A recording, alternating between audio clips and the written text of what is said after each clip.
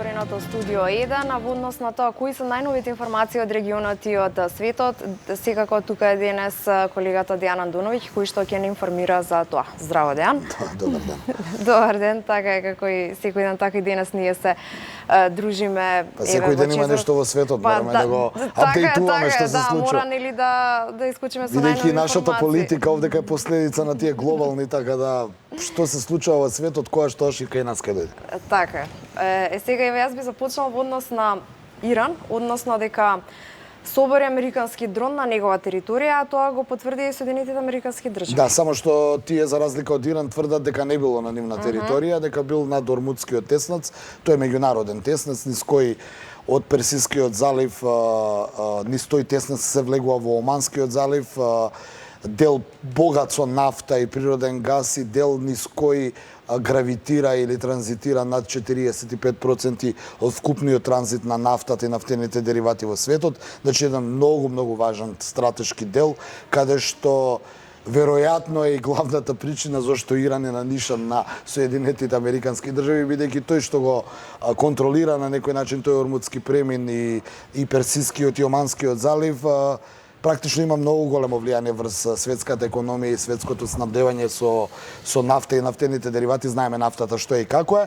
Персискиот залив ќе потсетаме под контрола на Иран, Оманскиот залив е под контрола на Саудиска Арабија, односно на Соединетите американски држави кои се сојузници со Саудиска Арабија, а Ормудскиот премин е исто така под контрола на Иран, но поради оваа тензија која се случува изминатиот период и која е од ден на ден све поголема и поголема, над Ормудскиот премин, низ кој тој еден теснец, низ кој поминуваат тие танкери, веројатно е се зголемени разузнавачките и шпиунските активности на завојуваните, би рекол, страни и Иран и Соединетите американски држави. Она што е најново и што се случи и самата кажа, иранската противвоздушна одбрана УРНА, еден разузнавачки дрон на Соединетите американски држави, тврдејќи дека влегле во воздушниот простор на Иран.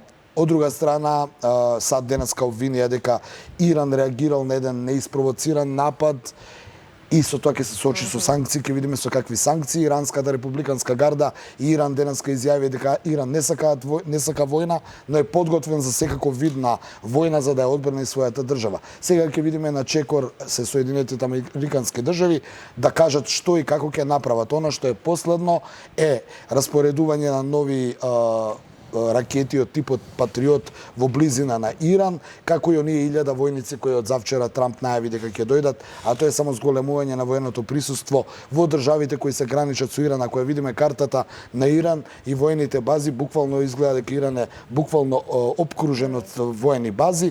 Таму во тамошното море е испратен носач на авиони Абрахам Линколн, испратени се доста борбени бродови, цела една флота, така да заканите на Соединетите американски држави дека иако не сакаат војна се подготвени дури и воена интервенција да изведат за да го дисциплинираат Иран, очигледно се обистинуваат.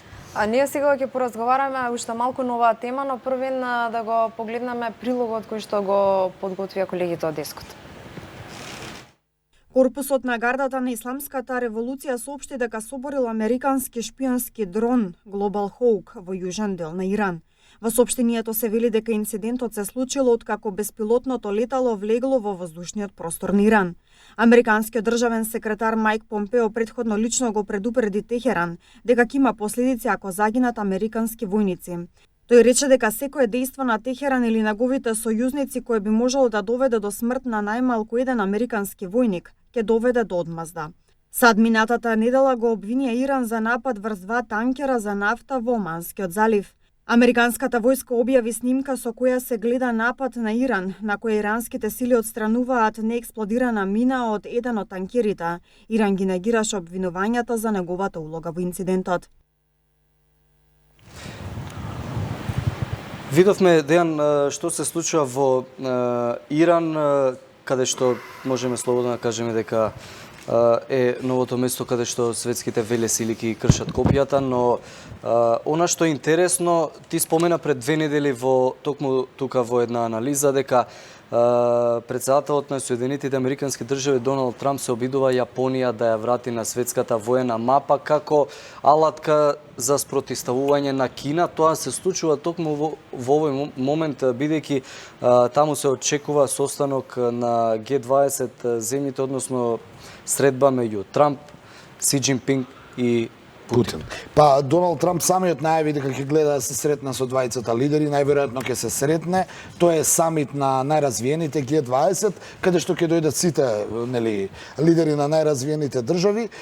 Сега, дали ќе има билатерални средби помеѓу Путин, Трамп, Си Џинпинг, како ќе трилатерала, билатерала, тоа ќе видиме и обично протоколите тоа го одлучуваат на самиот ден на настанот, така на најавите дали ќе биде или не, ќе видиме токму на денот кој ќе се одржи самитот, но според најавите на Доналд Трамп тој денеска многу, така би рекол, во миротворски тонови најави дека сака да се сретне со двајцата лидери, дека сака да ги подобри односите и со Кина и со Русија, сака да биде пријател со Кина и Русија. Ќе потсетам, со Русија, со Кина е во трговска војна и тоа се граничи на таа трговска војна, буквално влие врз целата светска економија, не само на односите меѓу Кина и САД. Од друга страна ќе потсетам, Владимир Путин и Русија се во конфронтација со Соединетите Американски држави на неколку точки, меѓу кои овој Иран кој претмалку го разговаравме. Путин денеска традиционално одговараше на прашањата на граѓаните на Русија, само една мала дигресија, каде што им одговори дека Русија се соочува со меѓународни санкции воведени од страна на Соединетите Американски држави поради анектирањето на Крим во 2014 година и кој е билансот денеска? Билансот во таа економски санкции на Западот кон Русија е дека Русија загубила до сега 50 милиарди долари, додека Европа 240 милиарди долари, а Соединетите Американски држави 17 милиарди долари. Тука и Јапонија со 27 милиарди долари. Путин сака да каже дека овие санкции не водат никаде, само ги зголемуваат тензиите меѓу двете суперсили, но и губитоците на Русија не се ништо помали од оние држави кои им ги воведоа санкциите. Значи очекуваме една средба таму, ќе се разговара по неколку горливи прашања, ќе потсетам Иран е сега најгорлив, но веројатно ќе се разговара и за Венецуела, но исто така и за Северна Кореја, да не ја заборавиме. Си Џинпинг вчера се сретна со Ким Јонг Ун во Северна Кореја за прв пат после подолго време, каде што Кина некако ја врати поддршката и сојузништвото кон Северна Кореја, што дополнително ќе им оневозможи на САД што сакаат да прават со тој дел од светот. Така, имаме краток прилог на оваа тема да го видиме, па се враќаме со анализата. Американскиот председател Доналд Трамп изјави дека на средбата на високо ниво на Г20 што ќе се одржи во Јапонија следната недела ќе има средба со колегите од Русија и од Кина, Владимир Путин и Си Џинпинг. Трамп најави за средбите во интервју за телевизијата Fox. Претходно тој потврди само за средба со кинескиот председател. После тоа. Да, тоа беше краткиот прилог.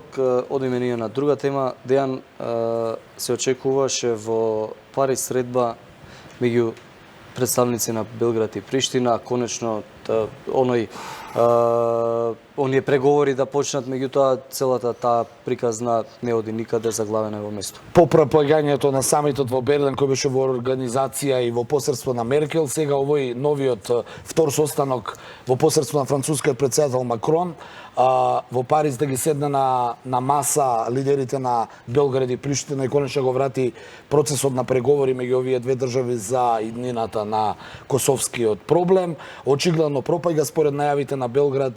Председателот Вучич денеска изјави дека не очекува да се одржи тој состанок. Причина за тоа е дека нема поента да се среќаваат кога Приштина се уште не ги укинала санкциите за српските производи на Косово, па оттаму и според Вучич тоа е сигнал дека Приштина не сака да преговара, но ние веќе неколку пати во отвореното студио зборувавме дека Макрон и Меркел кои се обидоа да го вратат процесот на преговарачка маса и на некој начин да се издигнат над Европската унија која во моментов е во фаза на конституирање на новите европски институции, очигледно не успеа и немаше да ризикуваат да го прават овој состанок ако тој однапред беше осуден на пропаст, па оттаму веројатно и процес